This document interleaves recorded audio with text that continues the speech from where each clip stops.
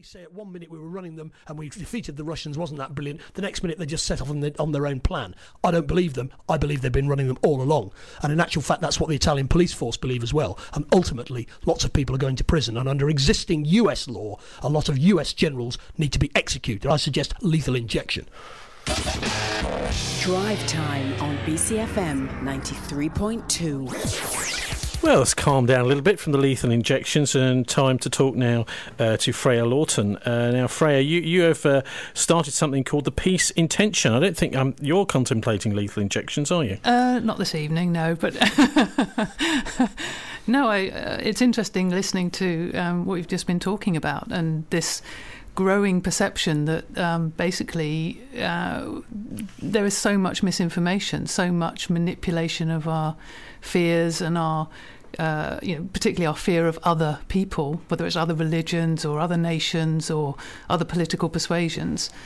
And actually, I think it's got to the point now where we've got, 7 billion people on this planet, and I think most of them would prefer to live in peace and stop being part of this manufactured consent for war. Now, I mean, at the top of the hour, I introduced really your peace intention idea as almost a little bit like the First World War and the first Christmas of the First World War. They weren't allowed to do it again, mind you. The first Christmas day, that the soldiers were out playing football in no man's land. Now, what are your thoughts about whether that really is a possibility that in the future? Because quite clearly, it's in the benefits of the vast majority peace rather than war. Yeah, absolutely. I mean, war's the biggest industry on this planet at the moment. It's making a huge amount of money for a very small number of people. It's destroying millions and millions and millions of lives. It's causing us to hate people that we have no need to hate. It's causing us to live our lives in fear, even in our own homes.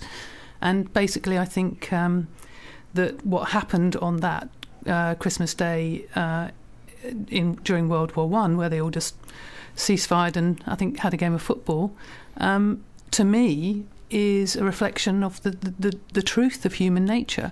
If you actually take away the fear and you take away the manipulation and you take away the role of governments and media in exaggerating our fears and causing us to create these barriers between us, that actually my belief is that most people have an altruistic feeling towards other people. They want to help other people. They want to do what's right. And I don't think we need to be told what that is. I think we know what it is. And I think increasingly people are saying, look, no more of this. That actually what we wanted to start doing is breaking down these barriers, recognising that they're actually artificial and manipulated, and seeing through the lies in the media and seeing through the manipulation of our fears and saying, actually, we can come together and decide that we are going to intend to create something called peace. And I say something called peace because I think it's something that we've almost become embarrassed to talk about. I think it's something that has become a bit of a joke, the idea that we could create world peace. It's become, again, manipulated by the media to make us think that this is a complete impossibility. Well, I agree, it's impossible until we decide otherwise, because nothing happens on this planet without intent. And, once we start to decide that that is actually what we're going to do, then 7 billion people have the right to do it.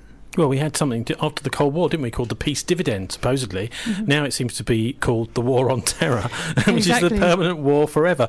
Yeah. Now, look, millions of people out there thinking like you, Freya. What was the journey that brought you to actually do something about it? Well, I've been working with small groups and individuals for quite a few years, looking at how our beliefs affect our experience of life, and not only our experience of life, but our relationships with ourselves and with each other, and how easy it is once we begin to see the kind of fears and anxieties that we're all walking around with, that we can actually let them go and create a completely different experience of other people. A much more compassionate, much more accepting, much more open, much more meaningful relationship with basically anyone and everyone that we meet. And basically I just woke up one day and say, well, hang on a minute, why don't we just apply this reasoning? If this is working for individuals, why don't we just create a vehicle where people can access this information and start to do this en masse, with the intent to create peace, which is basically breaking down the barriers. That's what peace is. It's creating a state of acceptance of everything that we experience and everyone that we experience, which we can do very quickly if we decide to. I suppose before you shoot somebody, you're probably judging them, aren't you? And you might be. Maybe actually not judging so much might be a good way of stopping people shooting each other. But anyway, your website is thepeaceintention.org. That's right. You're asking people to sign a peace declaration. What effect's that going to have? Well, the peace declaration is really for people to just draw a line in the sand for themselves. It's something they can download and sign, and in a sense it doesn't mean anything, but it means a huge amount. It's basically making a commitment to yourself to start creating more peace in your own life and in your own community, and it's a commitment really to the rest of humanity, if you like, of saying, actually, I am going to take responsibility for doing something about this, because personally I don't believe that bashing our heads against government is going to get this to happen, because they have a vested interest in war. They have a vested interest in continuing to create and stimulate conflict around the world, and no matter how many people are on the streets, they are not going to turn around and say, okay, you win, we give in, let's end war. We've got to start building this from the bottom up. And, we saw it with Iraq, and it's quite an interesting issue in terms of democracy, actually, that I've spoken to a lot of people that are involved in Stop the War and anti-war campaigning. We had 1 million people on the streets before the Iraq war in London alone, demanding that we didn't attack Iraq. Now, the fact is, if they had actually had their way, if that 1 million people had actually been listened to by the government, would the 60-odd million other people who actually were fearful of Al-Qaeda, were fearful of what was being done, or they were being told was being done in Iraq, were fearful of these so-called long-range missiles that they actually didn't find, these weapons of mass destruction that were never found. But the point is that the majority of people are still living in fear. And so those people, I think, would have had a right to say this is not democratic, for that 1 million people that were against the war to be listened to. And I think that's the point. We've got to stop dismantling our own fear. But aren't the people with the guns always going to lord it over the people who are saying, no, we want peace? Yeah, I think they are, but I think this is a project that's for the people with the guns as well. I mean, I was just talking to somebody who is an ex-serviceman and says actually there is huge amount of people in the services who are actually saying and questioning what they're doing in Iraq, what they've been doing in Afghanistan.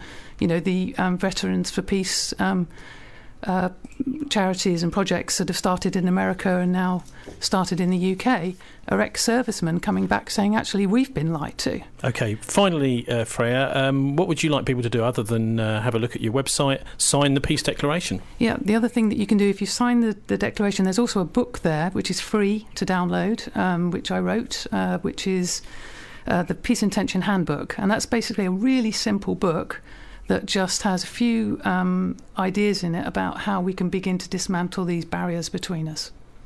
Well, Freya Lawton, whereabouts are you from in Somerset? You're in Somerset, aren't you? From Frome. Fantastic. Lovely to have you on this evening. Lovely way to finish. Time to sign off now. No Cyrus the Virus till after Christmas. Thanks very much to our guest in the first hour. That was Kevin Carhill.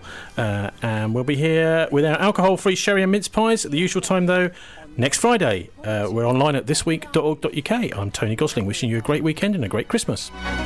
BCFM is an award-winning community radio station for Bristol, bringing you national news on the hour. Live from the Sky News Centre.